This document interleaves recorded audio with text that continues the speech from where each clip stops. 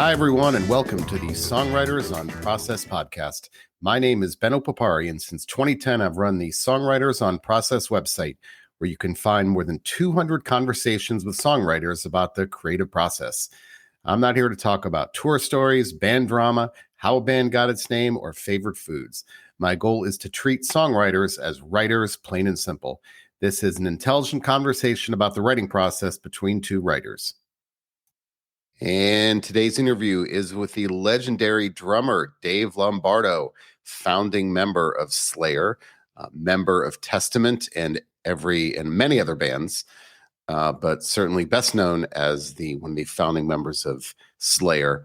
Lombardo has a solo album out May 5th on Ipecac Recordings called Rites of Percussion. It's all instrumental, no vocals. I've interviewed a couple of artists, not too many, who have just recorded instrumental albums, but this is certainly my first, and there aren't many instrumental drum solo albums. And according to his press person, he has incorporated a bunch of different percussive instruments. I'm going to read some of the items on this list: 2 drum sets, single and double bass kits, a large concert bass drum, a timpani, a grand piano, and a flock of shakers, maracas, Chinese and symphonic gongs, Native American drums, congas, timbales, bongos, batás, wood blocks, cymbals, many other drums, names I'm not sure I know how to pronounce, so I'm not going to try. But anyway, it's very interesting, and certainly we did not talk about lyrics because there are none on this album. But it was one of the things that struck me was, if you're a drummer, you must hear rhythm in everything every day. I mean, so many things that we hear are rhythm based in our everyday sounds, whether it's walking, whether it's driving, whether it's going over bumps when you're driving, or just anything, any sounds, everything is rhythm. So isn't that maddening? You must be noticing those things all the time, I said. And he admitted, yes, it's difficult to deal with, but it's also inspiring to hear the rhythm in a jackhammer or the bumps in a road. Specifically, I love this, and I'd suggest maybe this is a new area for inspiration. He said the clumpy, he said a clumpy pair of shoes in a washing machine is inspiring too. You hear rhythm in that. And I've heard other songwriters tell me, I think it was Stu McKenzie of King Gizzard and the Lizard Wizard told me he got the car alarm of gave him a sound idea once, a song idea once. But just everything we hear is so rhythm based. And so you've got to be, whether you know it or not, you're always noticing those things. So he certainly derives inspiration from that. But the big thing is that when he plays the drums, it's a way for him to change his emotions. It seems like whenever he finishes playing the drums, he feels better. He wants to go take a walk with his wife or go do something, but it's a way for him to change his emotion. Then when he comes out of a drum session, he always feels better. So it's almost like a cleansing. And he told me this record is a journey through what I'm thinking, what I'm hearing. And it's a very unique album. So, and I enjoyed it a lot listening to it. And anyway, anything else? I think no. I'm just looking over my notes here, but this is a very interesting conversation, listening to what he does in that process that does not involve lyrics. So I enjoyed this a lot, and I hope you enjoyed as well my interview with Dave Lombardo. Thanks for taking the time to talk to me. I guess I always like to start with, when I talk to artists, are you a create? I guess they fall into 2 camps. I mean, I don't know if you saw that interview with Bruce Springsteen and Howard Stern, and Howard Stern asked Springsteen if you wrote every day, and Springsteen said no, because sometimes I got nothing to say. So when it comes to creating, in some form, are you a create when the mood strikes person, or kind of you've got to do this every day to be an artist? When the mood strikes, there has to be a trigger. Something has to happen, whether it's something you hear randomly as you're you're driving, or you're at home, and just something comes up and just clobbers you on the head, and you're like, I need to go upstairs, I need to go write. I'm having a creative moment. But yeah, I don't see how anybody could just, um, although I know someone who is an amazing musician, composer, and he practically writes every day, he's told me, and that's John Zorn. And so yeah, I'm a little different, yeah, than I guess most. Yeah. So do you, if it's not happening after a few days, and honestly, like I hear that. I mean, I both ways. I hear some people say every day you got to do it, regardless of how bad it is. You've got to work through the bad stuff.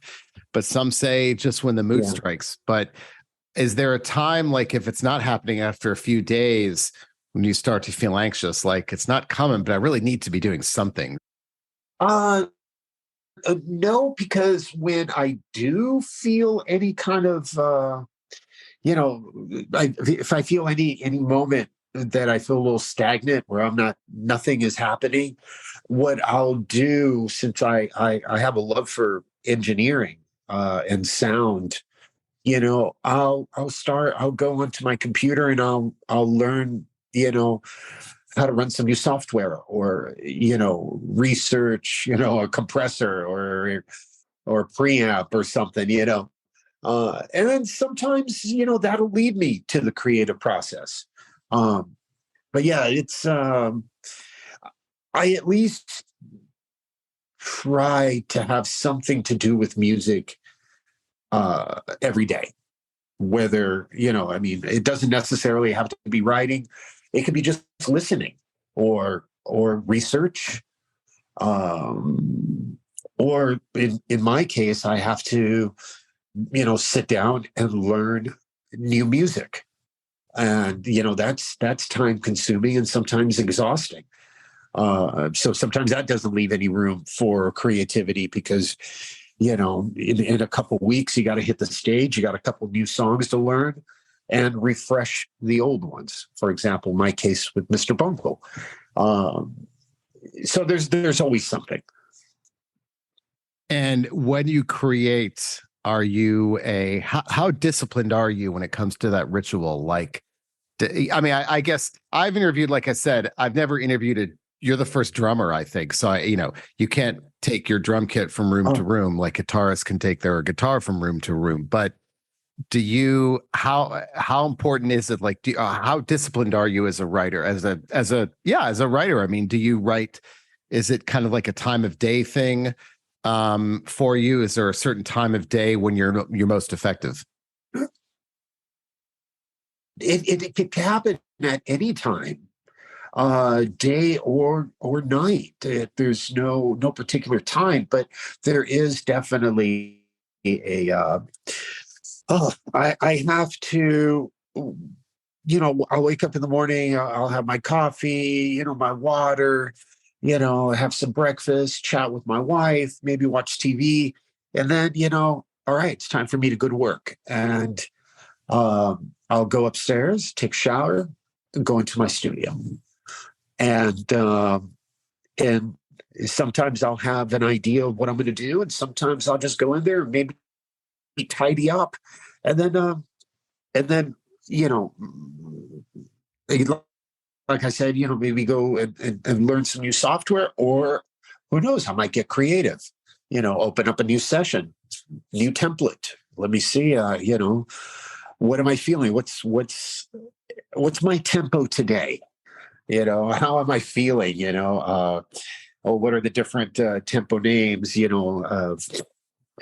Of Adante, do I feel, oh man, I got to look those up here. Tempos, do I feel a little slow? Do I feel fast? Do I feel energized? Is there a spring in my step today? Do I feel like there's impending doom or something, and I need to write something a little on the darker side? So yeah, it just really depends.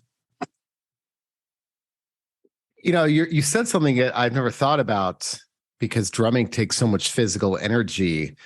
I would imagine, that your energy level, obviously for that day, has an enormous impact on the songwriting. I mean, that seems pretty simplistic, but with the guitar, you don't need as much energy as you do to play the drums the way that you play. So you said something that struck me, that I imagine that the emotion, the energy level has a huge impact on what you're going to create that day. Like if you're fatigued, it's going to be something different, right?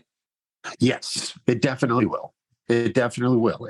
And your mindset, how do you feel? What's your, what do you, sometimes we nobody wakes up every day feeling great. We all have our days, and for someone to say, "Oh yeah, I don't, I don't have any issues," I wake up happy every day. It's like, that's bullshit. Everybody has their moments, and I have those as well. And some days you're just down, and you're either drawn to the studio, or you're just going to lay on the couch or just lay in bed all day. And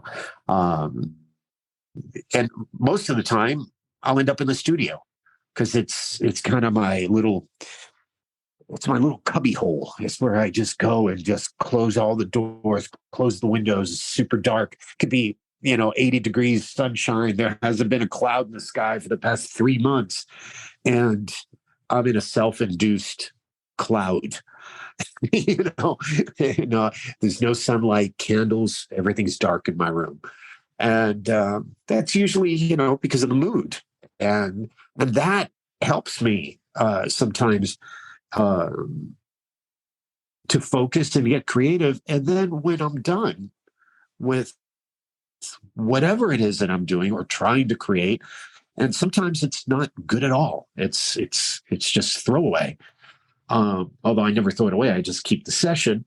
By the end of that several hours, I was in the room, I'll feel better. It's almost like I had this cleansing happen, and all I did was just escape into my world of creativity.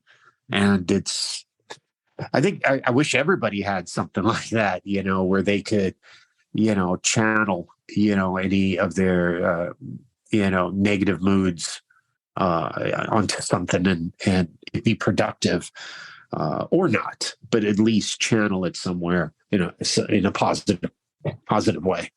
So if I'm hearing correctly, the inspiration comes from kind of the darker moods rather than the upbeat happiness, right?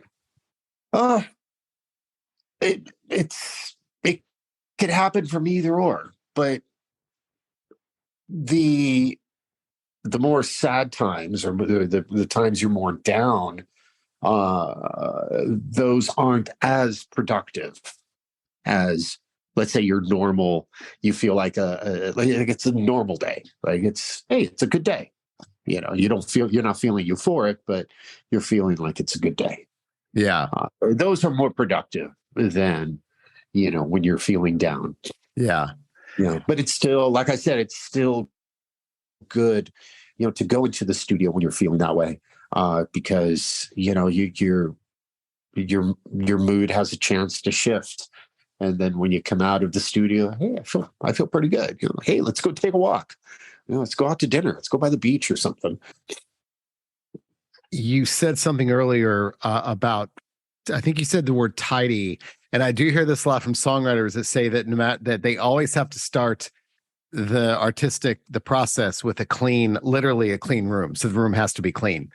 So did I hear, when you said tidy, is that a literal thing?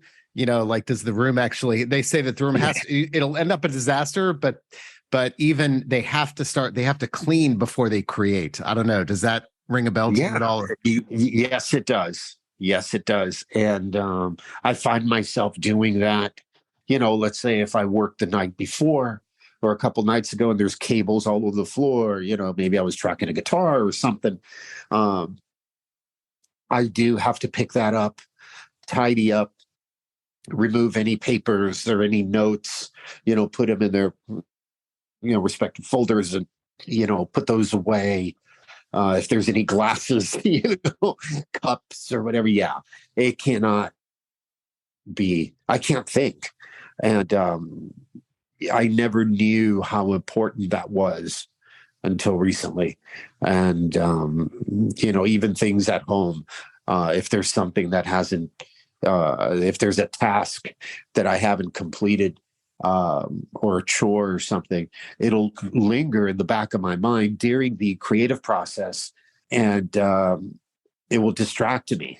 And you can't have any kind of distractions, when you're trying to be creative. Songwriters also tell me of all of the voice memos that they have in their phones, hundreds and hundreds and hundreds of voice memos. And I always get anxious because I say, how do you go back?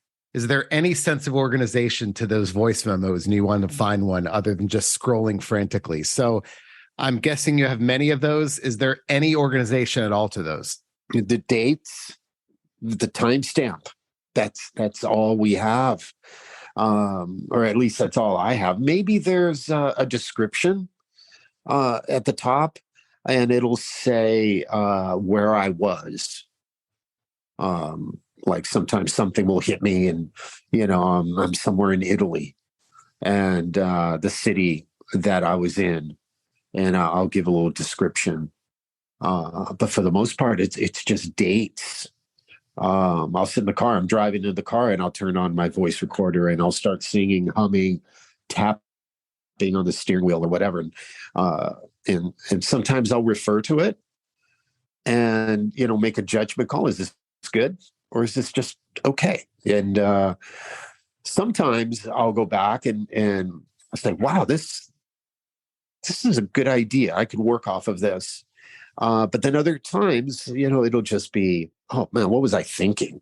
The feeling at that moment, was greater than the actual rhythm or the idea or the melody.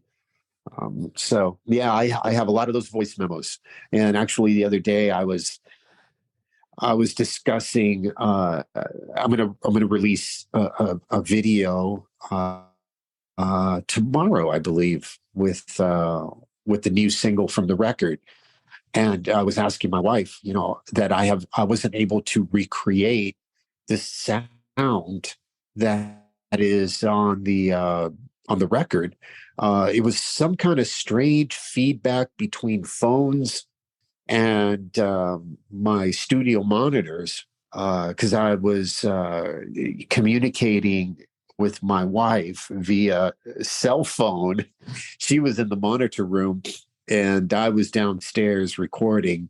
And I think something happened where it was picking up the drums. And she said, I still have that voice memo. I said, I would love to hear it because I don't understand how we recorded that. And, we were cooking dinner. This was several nights ago. And she sat there. I'm still scrolling. Is this it? I said, no, that's not it. She goes, we can't find it. And she couldn't find it. I couldn't find it on my recorder. And to this day, we're like still dumbfounded on how this sound that later became a sample that I used on the record was created. So there's a bit of mystery there. It's like, how did we do that? I understand how the feedback was created, but how did we record it? Where's the third instrument that recorded the sound? And so we still don't know. It's a mystery. But yes, voice recorders, so amazing. I remember I used to call, before voice recorders, I used to call my answering machine and leave voice messages, with ideas, rhythms, or song ideas, melodies. But yeah, that was a while ago. Now it's super easy. So I imagine then that you have to be, when you're out and out of the studio, you just have to be, are you hypersensitive to your environment when it comes to listening for sounds? Or do you just find that when you hear something, you're not conscious of, you're not hypersensitive to your environment, but you will hear something and say, oh, that sounds like a beat. I think there's a difference, right? I guess it would be exhausting if you're always listening and hypersensitive to every sound of your environment. But I imagine, right, given that you're a drummer, that you have to kind of always be on the alert when you're out and about, right? Yes. Yeah. And it's not nauseating, but it's sometimes difficult to deal with. Especially some frequencies, some sounds. It's like, whoa, that was painful. A human's voice, sometimes they'll have a tone that's like, whoa, that was a little loud, or that was a harsh, frequency that the lady's voice was in. Or rhythms, if you hear you're driving by a factory, your window's open and you hear something, or you're hearing a jackhammer, you'll always find like some kind of inspiring rhythm, even like when you're driving on the highway and you hear like certain bumps in the road, and they're consecutive and they're almost in rhythm. That is sometimes annoying. It's like, oh, come on, stop it. It like haunts you. But then there are times where you welcome that. There's sounds that happen, whether it's a washing machine, with a clumpy pair of shoes in there or something, and it's creating this really monotonous rhythm, but beautiful in a way. It's like, wow, that's awesome. That's a really cool rhythm. I need to record that, sample it, loop it, and play drums over it somehow. So there's always something inspiring, and I think it can get a little annoying, because there's times where you just don't want to gravitate to any rhythm or any sounds. You just want to just chill, not have your mind always working. You want to kind of unplug and detach. But being a musician, it's not that easy. It's such a big part of your life, and a big part of your life that gives you so much satisfaction and good feeling, that it's difficult to shut off. So you just have to learn how to live with it. And my record is kind of a journey through how my brain is thinking, and what I'm hearing. So it's definitely, it's a double-edged sword, I guess, as they call it. It could be either good or bad. But I embrace it. No complaints. So I have two comments. One is I can see this being a spot for creativity, throwing different things in the washing machine, shoes, or different types of shoes. I mean, we may have opened up something here with all of the things that go into a washing machine. Man. Yeah, knives, forks, right? Cymbals. Throw some cymbals in.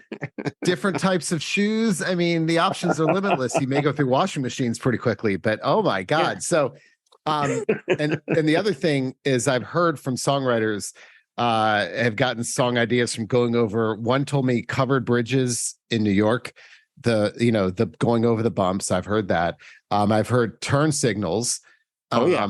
And also this guy, Stu McKenzie from this band, King Gizzard and the Lizard Wizard. He got a song idea from a car alarm. So it's those external sounds, I think, what you're talking about, right? Yes. It's exactly what I'm talking about. And it's, people might think, oh, that's insane. But, we are so sensitive to sounds and feelings. And that, I think, it's impossible to think that those things wouldn't affect us, and they do. It's just I don't know. We are unique, very, very unique characters, and I embrace it and just take it and enjoy it. Because man, I hope it never stops. Yeah.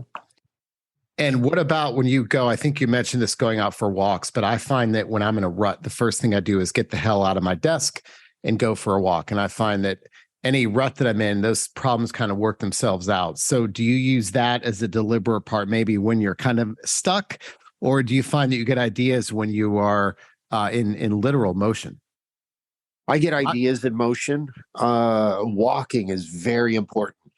When you're in the studio, let's say, like I said, I'm in my room. Sometimes I close the curtains and dim the lights, and what I've been noticing, or that's been helpful for me, is unless I am like on a creative surge, I will set my alarm for either an hour or 90 minutes. So I get up off my chair and either stretch, walk up and down the stairs, go outside, get some air, then come back, set my alarm again. And that helps me. But I've been doing that, I think, more in the editing process, like whenever I'm in the studio and I have like editing to do. And I've spent, long hours in my chair, stepping away and getting some fresh air feels really good, and kind of cleanses your mind to when you come back, you feel a little more focused, and you get the job done, without feeling like you've been sitting in the chair for like 4 hours, and then you try to stand up and all you hear is crack. Oh man, Dave, that's because we're getting old. Yeah, that's what it is. Dave, I don't want to say that, man. I never want to say I'm getting old. No. I've heard those cracks. So it's hilarious. Speaking of this, there was an article in the New York Times a couple of weeks ago, and this woman wrote about she called it the middle-age groan, and she says, why is it when you reach a certain age, whenever you get up, you go, but yeah.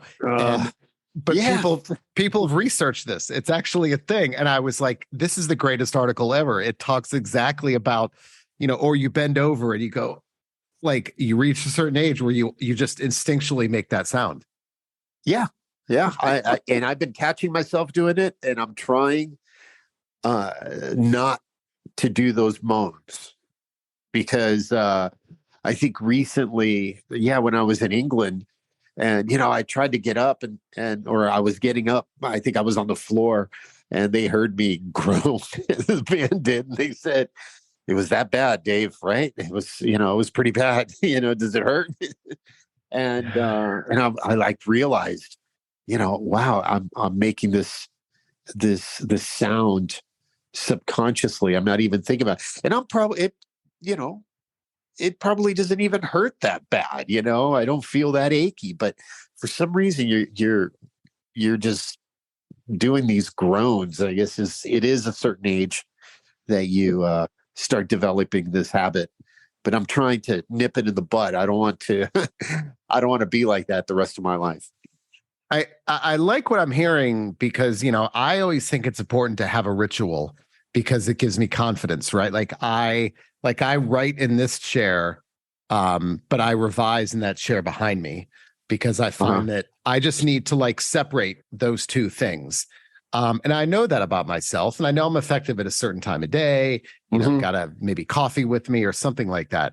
But, you mentioned, you just gave me a few minutes ago, your morning routine. You get up, you have breakfast, do, and I guess, are you aware that is a routine? And do you say, is that like, do you know what I'm saying? Yeah. I didn't know that it was an actual routine taught by authors that specialize in the art of creativity, or how to knock down writing blocks, um, my wife, she went through really like years of this writer's block, and she could not get past it, and so she bought several, self-help books, and to try to get over this. And she was um, shocked by the fact that I had never read any of these books, but yet I practiced practically everything that book said that you should do, is to be a writer, or to break down these roadblocks. And one of them was, when you get up in the morning, get up, take your shower, get dressed, get a nice shirt on, and go to your work in your studio. Like, you want to, there was one thing, you want to entice your muse, your creative, spirits, or whatever you want to call it, you want to entice them, you want to welcome them, and that's a big part of my process, especially for this drum record. And in the middle of pandemic, I had to make myself feel that I was going to work and being productive, rather than going from bed, studio chair, couch, bed, studio chair, couch, and do nothing other than that. So it's so important to have a routine and discipline. I really focused and made sure that I was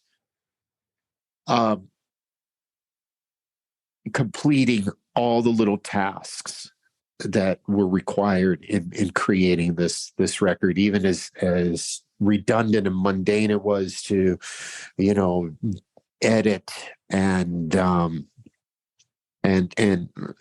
certain other less appealing aspects of engineering and recording. Sometimes it's when there's problem solving, hey, why isn't this working? Having problems with the computer, you have to go at it in the most positive and I think enthusiastic way possible.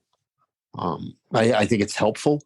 And, maybe that little delay with that problem that you had with the computer or software, you couldn't get something working, it'll lead to a more, productive evening or the next day, because you've tackled it, and it's very important, man.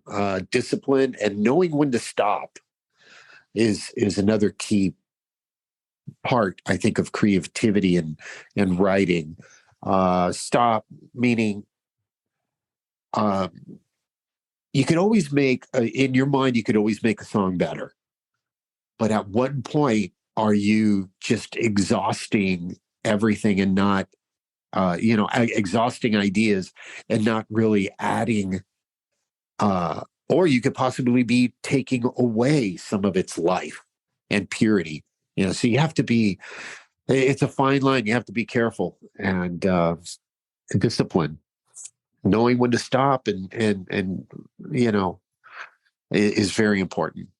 Well, Ernest Hemingway said that he always stopped at night when he had something left in the tank, because he was terrified of starting the next day with nothing to say. So he always stopped when he knew that he still had something more.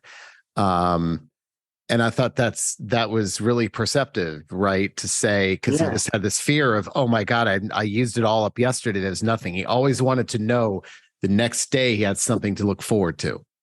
Wow, that's interesting. Yeah, I usually stop when I can't keep my eyes open. And it's like, okay, I am exhausted. I need to shut down now. And I'll crawl in the bed, put the pillow over my head, and I'm done. Out. I'm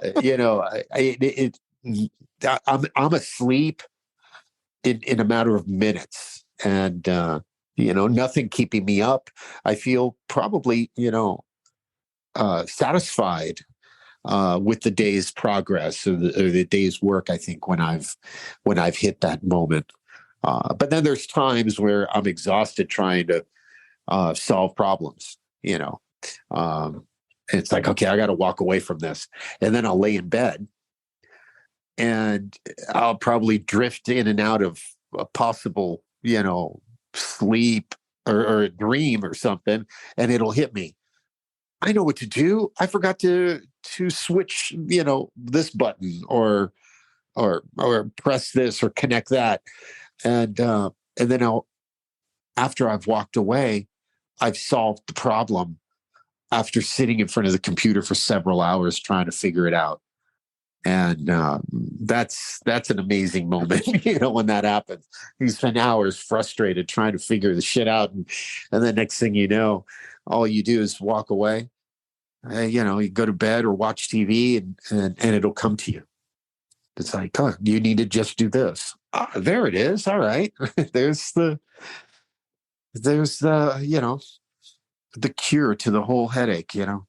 So you said something that reminds me of my process. And so, I'm a prose writer. I don't write songs, but I find that if I finish something in the late morning and I look at it at the end of the day to go to revise it, the writing is still too precious to me. I'm not willing to give up anything because it's still fresh in my mind. But if I finish something at night and let it and wake up the next morning, there's something about sleep where I can approach that piece of writing the next day, and I'm much more willing to get rid of stuff. Like I can cut stuff like it's nobody's business with a night's sleep, but I find that if it's a same day thing, it's still too precious. So there's something about sleep where you wake up, you go, oh, I can get rid of that.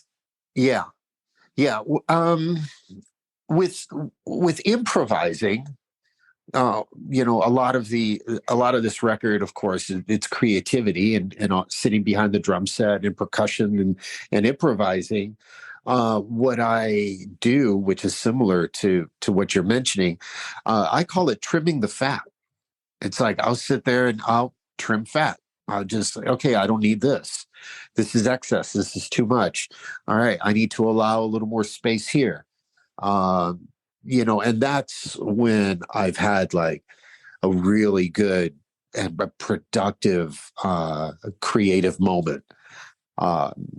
So I'll have that to look forward to the next day. It's like, okay, I'm going to leave this, and then I'll come back.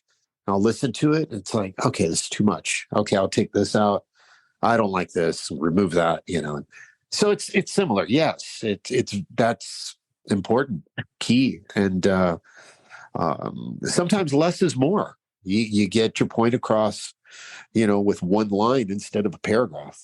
Okay, couple more questions. I'm going to read you this quote from a writer, E.L. Doctorow, the novelist. I read this to songwriters and they love it. So I'm curious your take on this when it comes to songwriting. So he says, writing is like driving at night. You can only see as far as the headlights, but you can make the whole trip that way.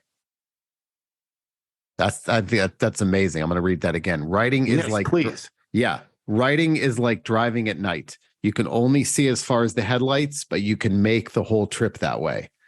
I get it. Yeah, it's true. You because you are venturing in this realm of, let's say, the creative, let's say, rhythm or textures, whatever it is that you're trying to create, and all you have is these sounds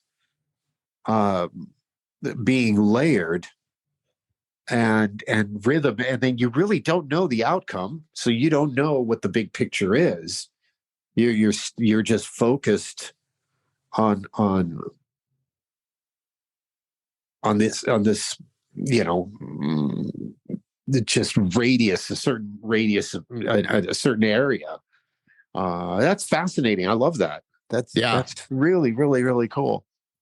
And that's it for the latest episode of Songwriters on Process. Don't forget, you can find all of my interviews with over 200 songwriters on my Songwriters on Process website at songwritersonprocess.com, going all the way back to 2010. You can read them, watch them, or listen to them. So until next time, thanks for listening.